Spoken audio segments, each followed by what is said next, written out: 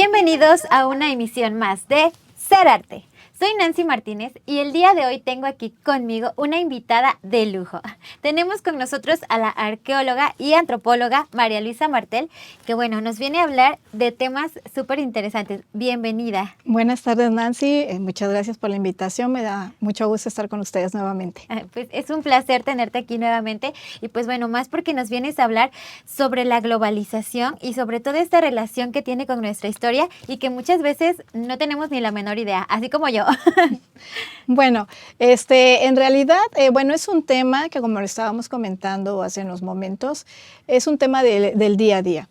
Y ahora sí que tocar este tema tiene que ver mucho precisamente como para entender cómo es que nosotros como sociedades a la actualidad nos hemos ido construyendo. Fíjate que, y esto surge también porque hace unos cuantos meses estaba yo platicando con alguien y hablábamos precisamente de este tema de cómo es que nuestro mundo está tan globalizado en la actualidad, ¿no? Esta cuestión de las conexiones, la tecnología, la rapidez con la que ahora nosotros nos enteramos de muchísimas cosas, ¿no? A través de las plataformas digitales y demás. Y bueno, fíjate que curiosamente este tema de la globalización, pues no es tan moderno como podemos pensarlo, ¿no? Y yo recurro mucho a un trabajo que hizo un sociólogo de Estados Unidos, Immanuel Wallerstein, que hablaba que la globalización tiene que ver directamente con el tema de los eventos históricos. Él mencionaba mencionaba porque ya no vive, él falleció en el 2019, que la globalización es una tendencia histórica que precisamente da cuenta del desarrollo de lo que él consideraba lo que era el sistema mundo capitalista, ¿no? Recordemos que en la actualidad nosotros estamos inmersos en un sistema económico que es un sistema capitalista con el cual nosotros hacemos transacciones y que es un tema que también tiene ahora sí que su desarrollo en la modernidad, que en algún momento dado por ahí, lo habíamos mencionado en otro programa, pues yo también no es tan moderno, ¿no? Estamos hablando del siglo XIX. Y bueno, lo que decía Wallerstein en relación con la globalización es que casualmente el primer impacto global que tenemos, la primera expansión global a nivel económico, la tenemos, fíjate, en el siglo XVI. Y cuando nosotros pensamos siglo XVI, estamos hablando de los años 1500, ¿no? Entonces, si nosotros pensamos un poquito en aquello de las clases de historia, que sabemos que luego nos aburría muchísimo, pues para irnos contextualizando, recordemos que para esos momentos tenemos dentro de Europa esta necesidad de ir expandiendo, ¿no? Precisamente su territorio es la expansión colonial. Entonces, tenemos ahí el primer, ahora sí, ¿cómo se puede decir? Repunte de lo que es precisamente la globalización. Parecería mentira. Y a lo mejor, como nosotros tratamos de explicar las cosas del pasado a partir de lo que nosotros tenemos en la actualidad, pues nosotros pensamos ahorita, no, pues si quiero ir a París, pues rápido, voy, compro mis boletos en internet, ¿no? Hago, no sé, mi checklist ahí, y hago todo, preparo todo para irme y pues, ¿qué te gusta? En 11 horas yo ya estoy en París, ¿no? Claro. Pero en aquellos momentos, aunque las cosas iban muy lento también, sí caminaban, ¿no? Y precisamente la expansión colonialista hizo que hubiera una serie de movimientos y dinámicas que dirías tú, y la globalización, así como me la está explicando, ¿qué tiene que ver? Pues fíjate que tiene que ver precisamente con el tema de los eventos históricos, que sí o sí a nosotros como país, ¿no? Actualmente tenemos una constitución, una conformación, somos un territorio diferente, pero a nosotros también nos llegó a impactar de esa manera. ¿Por qué? Porque dentro de este proceso de expansión colonial, pues nosotros estuvimos inmersos precisamente en esta dinámica. Entonces, si nos ponemos a pensar que la globalización no es tan nueva como nosotros estamos entendiendo, entonces empezamos a ver ahí las bases, ¿no? Los cimientos también precisamente de este sistema económico que nosotros en la actualidad estamos, pues ahora sí que pues desarrollando, del cual vivimos y del cual formamos parte, ¿no? Y eso es para siglo XVI, 1500, y ya para siglo XVII y siglo XVIII, todos estos intentos por ir expandiendo los territorios, porque recordemos que la intención era no nada más tener un espacio físico, sino todo lo que incluía ese espacio físico, los recursos naturales, todo el capital humano, todo lo que pudieran precisamente las potencias colonizadoras en ese momento tener. ¿Por qué? Pues porque todos los eventos de guerra necesitaban un financiamiento. Y posteriormente a ese primer boom que tenemos con este sistema económico global, tenemos después, para siglo XVII, siglo XVIII, la conformación de otro tipo de territorios, ¿no? Se van estableciendo otros límites geográficos y también algo que, pues, del cual nosotros formamos parte, que son estos procesos de independencia, ¿no? Y pues recordemos que nosotros como país venimos precisamente de ese proceso de independencia. Y si nos ubicamos en estos momentos, podemos entender precisamente muchas de las cosas que nosotros tenemos ahora actualmente como país, como México, ¿no? Claro, nosotros a veces no tenemos idea de la relación que tiene toda nuestra historia con lo que estamos haciendo actualmente, ¿no? Y muchas veces pensamos en la globalización, como decíamos, que se dio a partir del internet, ¿no? O a partir de estas conexiones muy, muy actuales, ¿no? Y todo esto viene sucediendo desde tiempos, que no conocemos. Y bueno, ¿cuál es la relación que tiene esto con todo este proceso que tuvo que llevar nuestro país para llegar a ser lo que es ahora?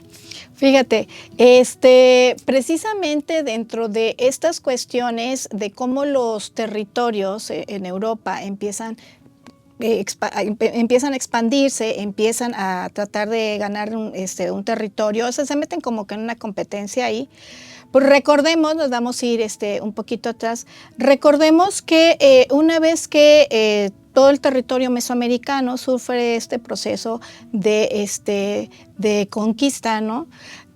Nosotros nos volvemos parte de una de las colonias de España, ¿no? Precisamente la Nueva España, y que por cierto la Nueva España para la corona española fue una colonia muy, muy importante, bueno, en muchísimos sentidos, pero por ejemplo en cuestiones de la plata, de lo que era este mineral, bueno, fue algo que les dejó muchísimo recurso económico. Y bueno, al formar nosotros parte de la corona española, al ser precisamente una colonia más, pues todo lo que pasaba en Europa es lo que a nosotros de una u otra manera también nos venía afectando. Y uno de los aspectos que sucede dentro de todos estos movimientos a nivel territorial es cuando en 1808 precisamente hay una invasión de Francia hacia lo que es España y llega Napoleón y ahora sí toma ese territorio y bueno, forma parte precisamente de lo que pues ahora es todo su bagaje de ahora sí que de recursos, y eso ocasiona que Fernando VII, que era el rey de España en ese momento, pues entonces tenga que abdicar, ¿no? ¿Eso qué es lo que ocasiona? Pues precisamente que las colonias que se encuentran en América en ese momento pues entran en un estado de desequilibrio. Imaginémonos o tratémonos de imaginar un poco la complejidad del asunto. Primero, pues eran territorios que pertenecían a todo lo que eran grupos o sociedades indígenas con una estructura social, porque eso hay que dejarlo bien en claro. En realidad, cada uno de estos grupos a nivel Mesoamérica tenían una estructura, ¿sí? Una jerarquía, una estructura, una organización. Mucho de lo que luego se ha pensado también es que eran personas o grupos que pues realmente como que no eran tan complejos, ¿no? No había una complejidad. Pero en realidad sí lo había, ¿no? Lo que sucede ya después es que cuando estos territorios pues forman parte ya de lo que es España, pues entonces tienen que verse forzados a adquirir otro tipo precisamente de características. Entonces, cuando sucede el tema de la invasión de España por parte de Francia, las colonias en América se ponen a temblar. ¿Y ahora qué vamos a hacer, no? ¿Qué sucede? Y de hecho salen por ahí algunas propuestas. Empiezan precisamente, recordemos que tenemos aquí grupos criollos, que son aquellos personas que nacen precisamente de familias que vienen de la península ibérica y que al llegar aquí a la Nueva España nacen ya conformados como familia, y son los criollos que empiezan precisamente a pensar en estos cambios, ¿no? Entonces hay que buscar ahora qué es lo que vamos a hacer. Nuestro rey está impedido para gobernar, las indias no pueden gobernarse por sí mismas, entonces las Indias no pueden ser gobernadas por Fernando VII, entonces se tienen que gobernar por sí mismas. ¿Qué vamos a hacer nosotros ahora como americanos, no? Entonces es como que el parteaguas para que se empiecen a ir desarrollando todas estas propuestas de independencia. Entonces, por eso también hay como que esta conexión o relación dentro de lo que pasa allá y lo que viene a suceder aquí, ¿no? Muchas veces no tenemos la menor idea de cómo es que llegamos a tener estos sistemas de orden en nuestro país o cómo es que estamos funcionando desde tiempos inmemorables. Bueno, más adelante en el siguiente bloque vamos a seguir hablando sobre todas estas cosas que nosotros a veces desconocemos y que son súper importantes para entender la actualidad. Así que no se vayan, nosotros seguimos con nuestra invitada. Estamos en Ser Arte.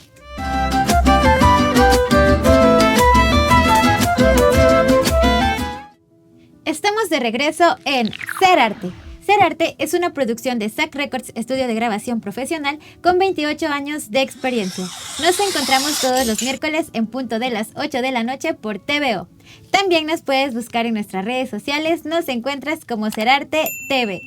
Y bueno, continuamos con esta plática que la verdad a mí me tiene aquí intentando entender todo este proceso que llevamos durante toda nuestra historia para poder llegar a entender un poco cómo es que comenzó el funcionamiento de nuestros sistemas y que bueno, a veces no entendemos ni sabemos qué estamos haciendo porque realmente no sabemos todo lo que pasó para llegar hasta aquí. Bueno, seguíamos platicando un poquito de todo este proceso que tuvo que pasar. Muy bien. Bueno, en realidad, como tú lo comentas, o sea, son una serie de datos enormes, o sea, es así como que muchísima información y bueno, pues también tratamos de hacerlo un poquito como que acotado y un poquito más accesible porque pues sí entendemos que luego la historia, algunas personas así como que, no, es demasiada información, ¿no? Para mi cabeza para procesarla.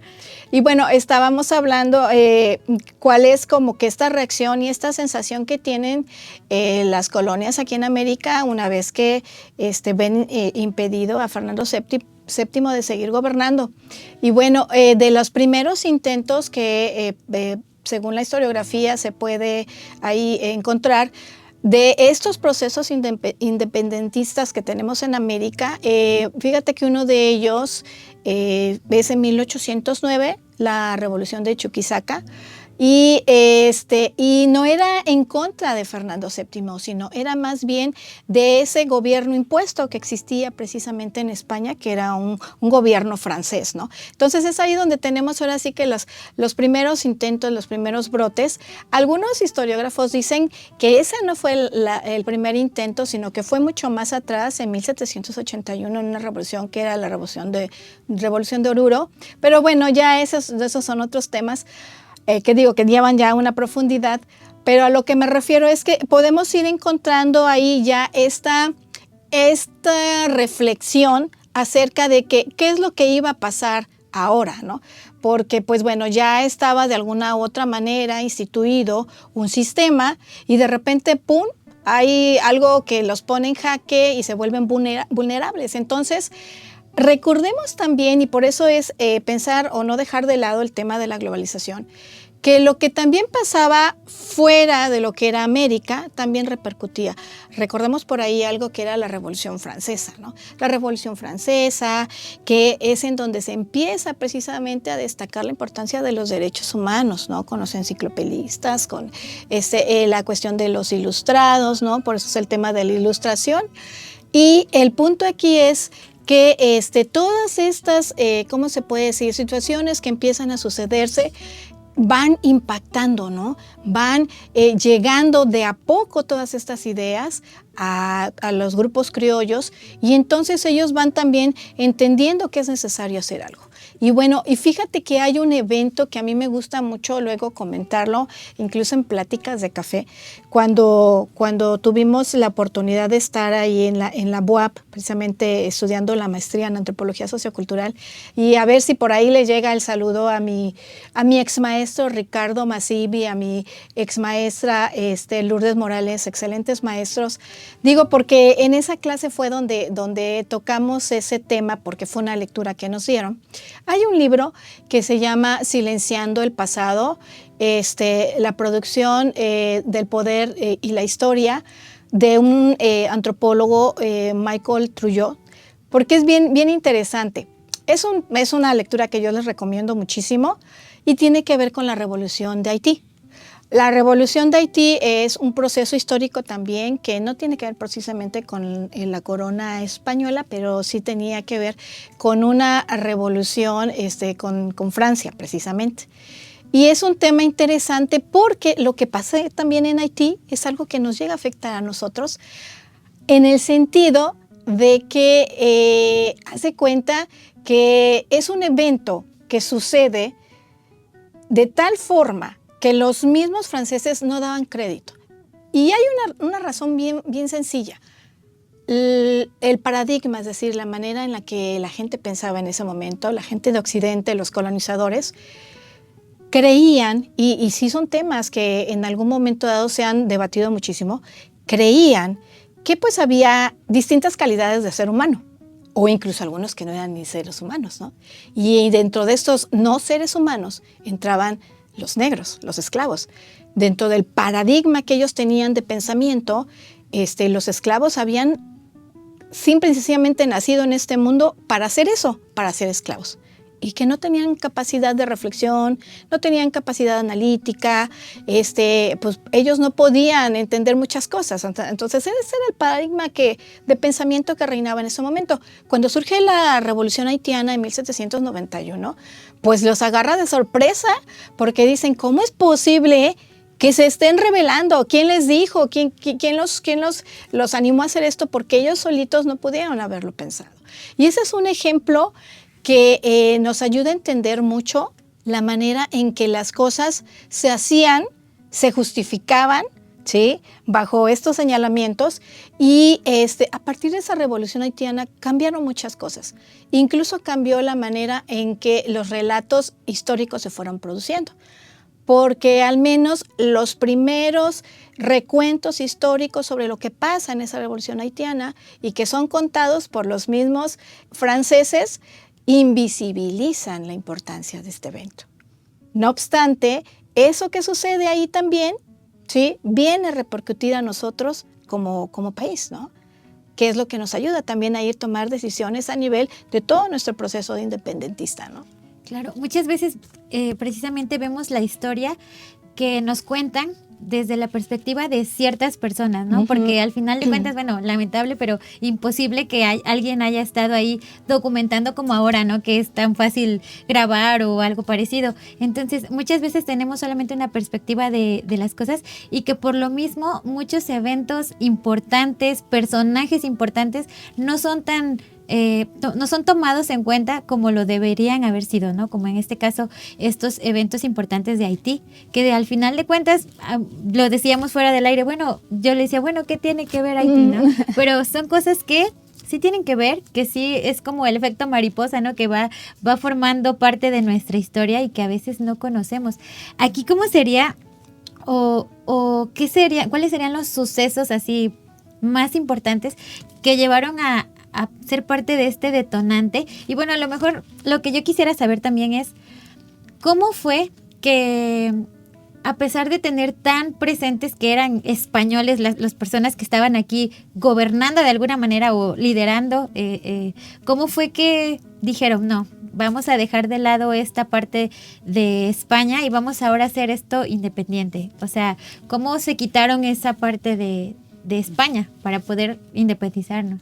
Ajá, bueno, lo que sucede es que, y que incluso también lo estábamos platicando hace rato, el tema de la complejidad social que nosotros teníamos, bueno, nosotros digo, bueno, lo que había en ese momento, y bueno, y que en la actualidad todavía pues somos como país bastante complejos a nivel cultural.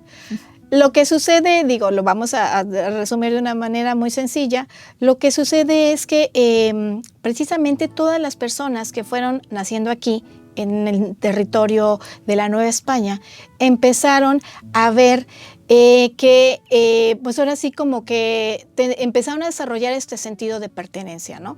Pero aparte de desarrollar este sentido de pertenencia, algo que sucedía mucho en esta pugna de espacios, de acceso a ciertas condiciones o pongámoslo así, privilegios, pues lo que sí de repente encontraban es que aunque los españoles que habían llegado en su momento ya iban decreciendo quizá en número y iba creciendo el número de criollos, de una u otra manera ellos seguían teniendo como que mayores privilegios que el resto, ¿no?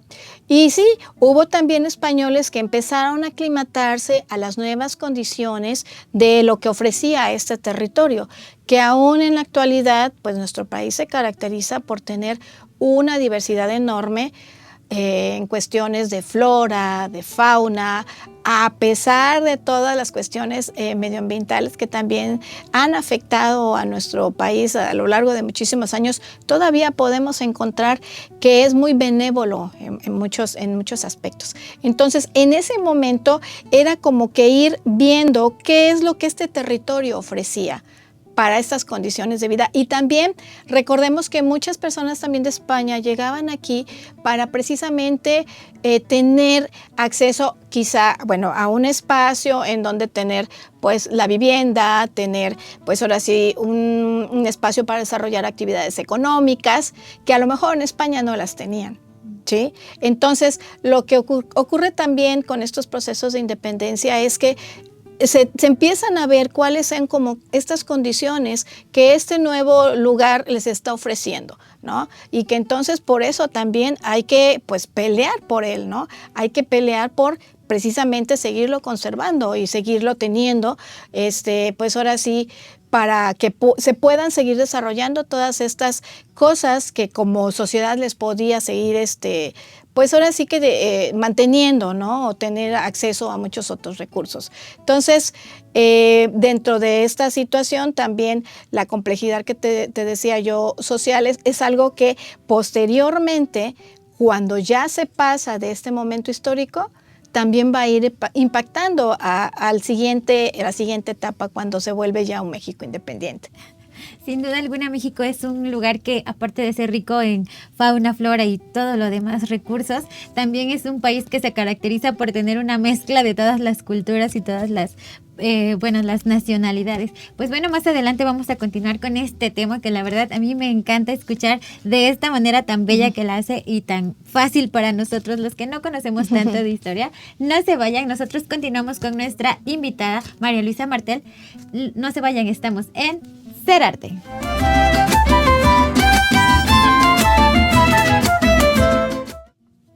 Estamos de regreso en Ser Arte. Soy Nancy Martínez y te invito a que vayas a Facebook y busques la página Jarochos por el Mundo y pues nos sigas por ahí porque vas a poder encontrar muchas actividades y cosas interesantes de la región que seguramente te van a gustar.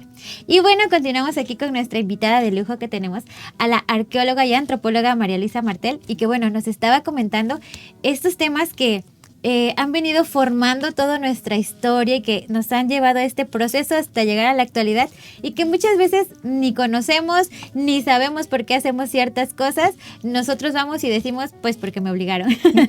Pero bueno, forman parte de nuestra historia. Continúanos contando estos temas. Bueno, retomando un poquito lo que estábamos hablando anteriormente y ya nada más cerrando el tema de la Revolución Haitiana, que comentaba yo la cuestión del paradigma y cómo es que se veían precisamente, pues ahora sí que las diferencias o se establecían las diferencias. A partir precisamente de estos paradigmas es como también se empiezan a determinar conceptos que muy entrado también el siglo XX se seguían utilizando, mitad o un poquito más adelantado siglo XX, incluso siglo XXI podríamos decirlo, que son estos conceptos que hacen las diferencias a nivel social. Anteriormente se utilizaba mucho el concepto raza, en la actualidad ya es un concepto que ya no se utiliza como tal.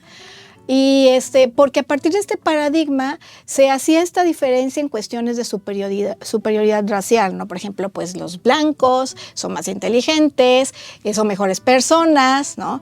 Los negros no, o sea, los negros son inferiores, porque venían precisamente de esta manera de entender el mundo y como yo lo comentaba hace rato, también de justificarlo, ¿no?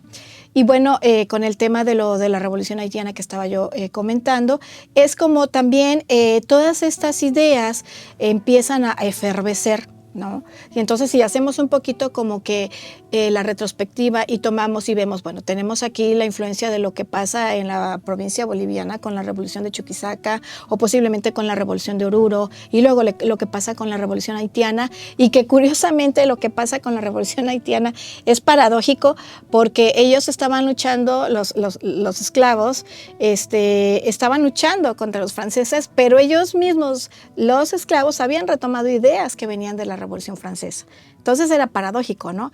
Porque todo esto que ellos también habían escuchado, ¿no? Y volviendo al tema de cómo es que las ideas se movían de un lado a otro en un mundo globalizado a nivel de conexión, pues es como entonces van ahora sí que también incorporando todos estos elementos y les van a servir para la lucha. Y en el caso de nosotros, todas estas influencias son las que van a ir llegando de a poco y es lo que va a hacer como que todos estos elementos que se te van a tomar en cuenta, ¿para qué? Para que aquí también se empiece un proceso de independencia en 1810, ¿no? Un proceso de independencia que va a durar 11 años y que recordemos también que los iniciadores de ese proceso de independencia pues no son los mismos que le dan fin, ¿no? a este proceso. Son 11 años de lucha y durante todo este tiempo pues se va precisamente acrecentando la idea de que es importante ya ir independizándose, en el caso de nuestro territorio, de la corona española. Ya ahora sí que yendo de la parte macro, irlo reduciendo a la parte micro, pues recordemos precisamente que todo esto que ya venimos hablando en los bloques anteriores, va a ir impactando precisamente también en las ideas a nivel local, lo que en ese momento va a ser la Villa de Córdoba, ¿no? Y recordemos también que, bueno, aquí algo que va a caracterizar la lucha que se da durante esos días del 15 al 21 de mayo de 1821, va a ser que la participación que va a haber en nuestro caso en particular es precisamente porque va a ser una participación, lo voy a decir así, ciudadana, aunque no existía el concepto, pero para que lo entendamos a partir de lo que ahorita nosotros tenemos, van a ser los pobladores de la villa los que van a defender este espacio. Y sí había, como en muchos otros lugares sucedió, estas diferencias en cuanto a decir, bueno, me quedo del lado de la corona o me independizo, que era lo que tú también comentabas hace ratito. Y es entendible, ¿por qué? Porque precisamente había también privilegios que la misma corona le daba a sus habitantes en las colonias, pues para que pudieran a lo mejor ofertar ciertos productos, sembrar ciertos productos, ¿no? Porque todo era controlado. Entonces, en el caso de nosotros, pues había también como que esta cuestión de, híjole, ¿qué hacemos? ¿Participamos? ¿Nos subimos al tema de los insurgentes o nos quedamos del otro lado con los realistas, ¿no? Y entonces todo esto que venimos hablando y que lo trato ahora sí que ir reduciendo de una manera como que muy apretada, es para que entendamos que el tema de estas ideas a nivel global fueron de a poco permeando en cada uno de estos espacios donde hubo todos estos procesos de independencia. Y al final del día recordemos que estas luchas que nosotros tuvimos o estas batallas que nosotros tuvimos, pues es algo que ahorita nosotros nos caracteriza como ciudad, ¿no? Es algo que nosotros festejamos y que el tema de los desfiles y el tema de la ritualidad tiene que ver posteriormente con la siguiente etapa, que también lo estábamos comentando fuera de cámara y que pues ahorita también lo voy a señalar. Y que aparte, después de que tenemos estos momentos, pues cerramos ahora sí que esta parte de nuestra historia a nivel local, pues con la firma de un documento que todos conocemos, que es de los Tratados de Córdoba, ¿no? Que es este documento que precisamente ratifica esta independencia de tantos años y en la cual había habido pues también situaciones de bastante vulnerabilidad y pues nada más imaginar cómo había quedado ya nuestro territorio después de todo este desgaste, ¿no? Claro, en realidad es increíble pensar cómo tuvo que pasar, porque lo vemos tan grande todo a nivel mundial, a nivel del otro lado del mundo, todo lo que tuvo que pasar hasta llegar a estos eventos que nosotros lo vemos como, bueno, se firmó un tratado, ¿no? Pero todo lo que tuvo que pasar para llegar hasta aquí y que muchas veces nosotros desconocemos y vamos al desfile porque nos obligan, decíamos, porque hay que juntar un punto, ¿no? Y pues bueno, que es importante también ver cómo todos estos procesos globales han caído a todas estas fechas, a todos estos eventos y que nosotros pensamos que son cosas actuales, ¿no?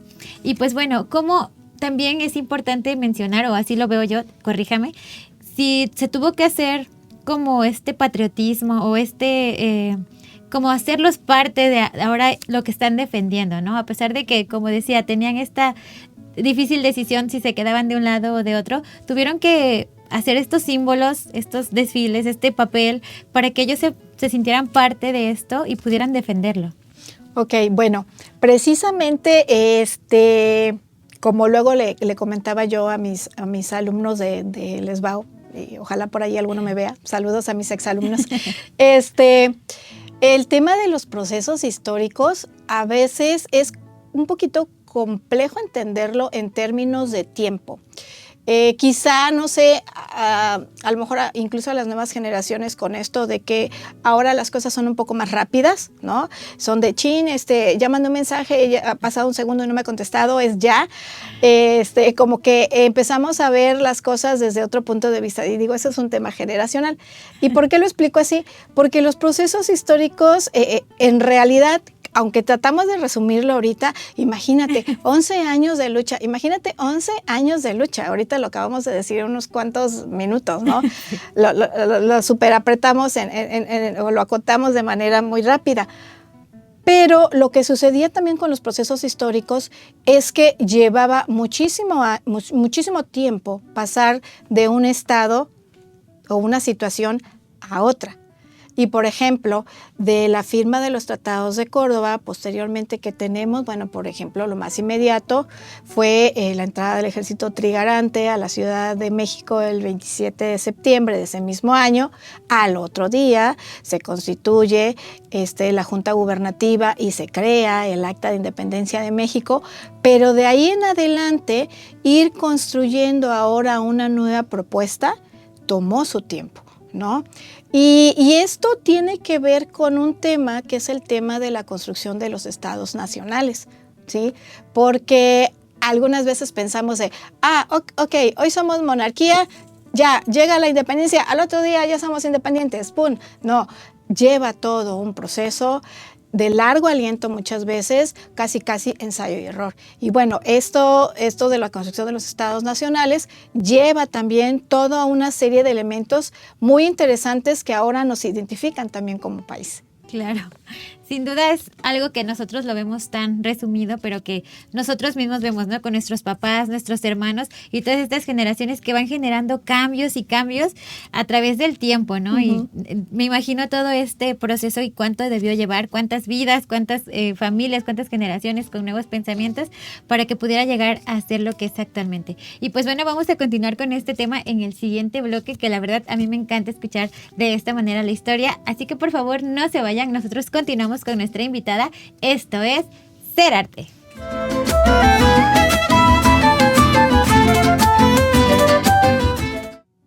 Estamos de regreso en Ser Arte. Ser Arte es una producción de SAC Records, estudio de grabación profesional con 28 años de experiencia. Nos encontramos todos los miércoles en punto de las 8 de la noche por TVO. También puedes buscarnos en nuestras redes, nos encuentras como Ser Arte TV. Y bueno, continuamos aquí con nuestra invitada, la arqueóloga y antropóloga María Luisa Martel, que bueno, nos está contando de todos estos procesos que tuvieron que suceder para que nosotros pudiéramos llegar a donde estamos, todos estos procesos de historia que sucedieron y que bueno, nos tienen aquí impacientes por conocer mucho más. Continuábamos con este tema. Ok, bueno, platicábamos acerca de, bueno, qué es lo que pasa una vez, precisamente que, bueno, ya se viene todo este proceso de independencia, y pasamos a esta etapa en el caso de nosotros, de un México independiente. Y no nada más sucede con nosotros, sino sucedió con todos estos territorios que estaban precisamente en esta misma línea. Bueno, la construcción de los estados nacionales llevó también su proceso, ¿no? Llevó su tiempo y tuvo una serie de elementos que lo caracterizaron. Y eso es bien interesante. Bueno, a lo mejor para mí todos estos elementos son interesantes, pero como que te permite entender mucho por qué hacemos ciertas cosas, ¿no? Yo lo comentaba mucho con mis alumnos en Les Va, bueno, ¿por qué desfilan, no? ¿Cuál es la idea de desfilar? Y bueno, fíjate que precisamente cuando las monarquías terminan, ¿no? Que también no es de un día para otro, sino también lleva todo un proceso. Una vez que las monarquías terminan, se pasa de un sistema económico y político a otro, que en este caso es precisamente ahora la construcción de una nueva entidad física. ¿Y eso qué quiere decir? Bueno, que entonces habría que pensar ahora, pues, ¿cómo vamos a gobernarnos, no? Porque anteriormente dependíamos de un rey, pero pues ahora, ¿cómo le vamos a hacer? Bueno, los estados nacionales se caracterizaron precisamente porque empiezan a surgir conceptos que anteriormente no existían, como por ejemplo el concepto de ciudadano, que ya venía desde hace mucho atrás, pero que empieza a adquirir otro tipo de características, pero surge un concepto nuevo, que es el concepto del pueblo soberano. ¿Sí? Una vez que los estados nacionales empiezan a constituirse, empiezan a poner vital importancia en el territorio, es decir, la parte física. Y la parte física de un territorio conlleva, incluso en la actualidad, a que tengamos una serie de fronteras que delimitan ese espacio. Entonces, se puede decir que se asume o se construye una relación incuestionable, o sea, en ese momento no se cuestiona, entre lo que es la nación, el Estado y el pueblo. Y entonces el pueblo adquiere un valor simbólico diferente. Es decir, ahora el poder que anteriormente estaba o radicaba en una sola persona, que era un monarca, ahora el pueblo es el que tiene ese poder. Y esa idea que empieza a construirse desde esos momentos, estamos hablando del siglo XIX, es algo que en la actualidad, ahora con otras características, sigue prevaleciendo. Y una de estas cuestiones es, por ejemplo, ¿por qué vamos a votar? ¿No? Cuando hay elecciones, nosotros vamos y votamos. Porque precisamente nosotros estamos ejerciendo un derecho, porque nosotros tenemos esa capacidad de hacerlo, ¿no? Y bueno, entonces en la construcción de los estados nacionales tenemos un territorio físico delimitado precisamente por fronteras. Tenemos esta relación en donde el pueblo es el pueblo que tiene el poder, pero surge algo, y tú hace ratito mencionabas la palabra patriotismo, que es la identidad nacional. Para que esto funcionara, se tuvo que construir o desarrollar una serie de estrategias, ¿sí? Y propuestas. ¿Para qué? Para que precisamente todos estos individuos, personas que estaban en este territorio, se sintieran identificadas y arraigadas, que pertenecían a este espacio. Y entonces surgen una serie de elementos simbólicos que le dan esa fortaleza a esta identidad nacional. Y bueno, ¿qué es lo que sucede? Que entonces empiezan a desarrollar una serie de modelos, creencias, costumbres y valores, todos encaminados a construir una cultura homogénea. La palabra homogeneidad quiere decir semejanza, ¿no? Que somos similares. Y bueno, y esto habría que ponerlo un poquito en comillas y subrayado, porque en realidad, aunque en la actualidad lo vemos, aunque pertenecemos a un territorio, que es el territorio mexicano, a un país, en realidad tenemos una diversidad cultural tremenda, ¿sí? En cuestiones también gastronómicas nos diferenciamos, en cuestiones de indumentaria, en cuestiones de conceptos, palabras. Somos también diferentes a pesar de que habitamos un mismo país, ¿no? Pero en ese momento eso no era el tema. Lo importante era que todos nos sintiéramos identificados, y por eso se habla para la construcción de los estados nacionales de una cultura homogénea. Y aquí entran una serie de elementos también que son muy curiosos. ¿Por qué? Porque resulta que para que todos estos valores y este modelo funcionara, tuvieran entonces que recurrir a mecanismos. Y uno de esos mecanismos, ¿cuál fue? Fue el sistema educativo. El sistema educativo, la escuela, fue una herramienta muy poderosa para ir precisamente moldeando esta nueva narrativa y este nuevo discurso. Y así, a la par del sistema educativo, la escuela, algo que le dio mucha fortaleza a esta nueva identidad nacional fue la historia, ¿sí? O sea, caemos nuevamente en el tema de la historia. Venimos hablando desde el principio, ¿no? De la globalización, los eventos a nivel mundo, el sistema capitalista, y luego volvemos a caer en el tema de la historia. Entonces, tener un sistema educativo masivo, porque eso es bien también interesante comentarlo. No es que la educación no existiera previamente, sino que lo que sucedía es que en el caso de las monarquías, por ejemplo, en la nobleza, en ese momento la educación estaba acotada nada más a ciertos grupos. Ya para esos momentos que estamos hablando ya siglo XIX, entendemos que ya hay una educación a nivel masa y que tiene un sentido. En este caso de lo que estamos hablando única y exclusivamente es de la parte de la identidad nacional, ¿no? Entonces la educación lo que va a servir en lo que va a apoyar es precisamente para ir moldeando todo esto. Y como parte de todas estas herramientas y estrategias que se van a desarrollar, entran una serie de rituales, ¿no? Que son todos estos elementos que todavía en la actualidad conocemos. El caso de los desfiles, por ejemplo. Si nosotros ahora en la actualidad queremos conmemorar a lo mejor un evento histórico de gran relevancia, pues el desfile sí o sí es un elemento de suma importancia. Y esos son elementos rituales y simbólicos que también le dieron esta fortaleza a la identidad nacional. Pues cómo vamos viendo todo este tema de la globalización en la historia y cómo muchas veces existen temas que no creemos que tengan relevancia alguna con cómo vivimos en la actualidad. Cómo es que actualmente vemos tan común y tan normal ir a votar o ir a hacer algunas actividades que en realidad tuvieron todo un proceso increíblemente gigante que costó vidas, que costó luchas para llegar a esto, y nosotros lo vemos ya como tan normal, ¿no? Y pues bueno, estos procesos de historia que ojalá en todas las escuelas nos los hubieran enseñado como usted viene y nos los habla y nos los cuenta y nos los dice, porque estoy segura que tendríamos mucho más interés por acercarnos a estos temas, y que bueno, me encantaría que siguiera aquí todo el día contándonos, pero pues lamentablemente el programa dura muy poquito y no nos da tiempo para que nos cuente todo de nuestra vida, de nuestra historia, hasta llegar aquí.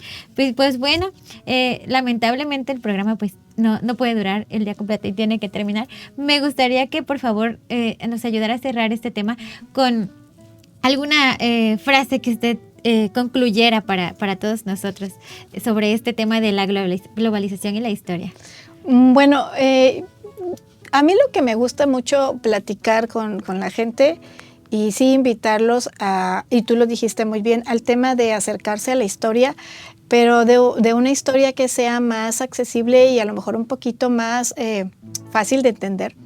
Porque yo creo que, y yo me incluyo, muchos nos quedamos con el trauma de que la historia es sumamente aburrida, pero la historia en realidad nos ayuda a comprender mucho quiénes somos. Incluso desde la parte individual, familiar, quiénes somos como sociedad. Y sí, realmente qué cosa podemos mejorar. Entonces yo más bien le invitaría a la gente a que pudiera tener como que pues este interés un poquito. Yo luego les digo, si estás un día a lo mejor muy aburrido, pues a lo mejor ponte a leer un poquito por ahí de historia, no sé, porque sí nos ayuda mucho, fíjate, nos ayuda yo creo que a tomar también incluso mejores decisiones.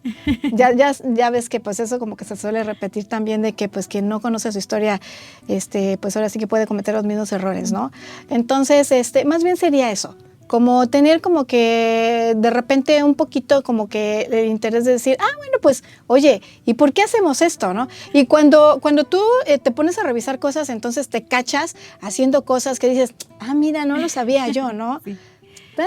Bueno, por lo menos ya sabes por qué lo estás haciendo, ¿no? A lo mejor estás poniendo esto de este lado por alguna razón, okay, y tú no lo sabías, ¿no? Digo, es algo que sí, como que un ejemplo muy, muy vago, muy básico, ¿no? Sí. Pero más bien yo los invitaría a que veamos la historia también como algo que nosotros, como todos los grupos sociales, no lo podemos dejar de lado. Claro. ¿No? A veces ni estamos de acuerdo y lo estamos haciendo. No, sí, de hecho, ¿no? Así pasa. Ajá. Pues bueno, no te puedes salvar de esta pregunta obligada que le hacemos a todos los invitados, y que bueno, ahora estamos atentos a tu respuesta. Así que cuéntanos, ¿qué es para ti ser arte?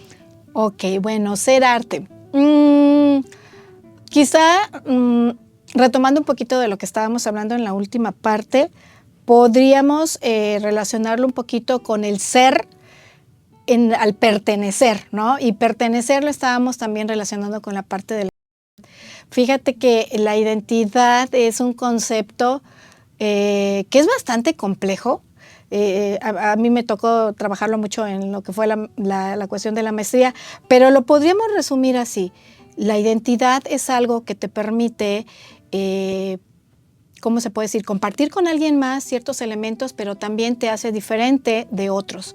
Pero en esa diferencia y en esa similitud hay una relación que no puedes destrabar, ¿no? La identidad como tal siempre va a incluir lo que te asimila, pero también lo que te diferencia. Y aparte la identidad es dinámica, como el ser. Excelente. Podemos dejarlo así. Así lo dejaremos. Está súper bien. Pues bueno, fue un gusto tenerte aquí con nosotros. Ojalá suceda más veces el que te podamos tener aquí y podamos aprender un poco de lo que sabes y de lo mucho que pues bueno, que conoces. De verdad un placer tenerte aquí de nuevo y ojalá pues bueno, te tengamos pronto por aquí de nuevo. Muchas gracias, Nancy. Pues un saludo a todas las personas que nos ven y ojalá nos podamos ver también el próximo miércoles en punto de las 8 de la noche. Esto fue Ser Arte.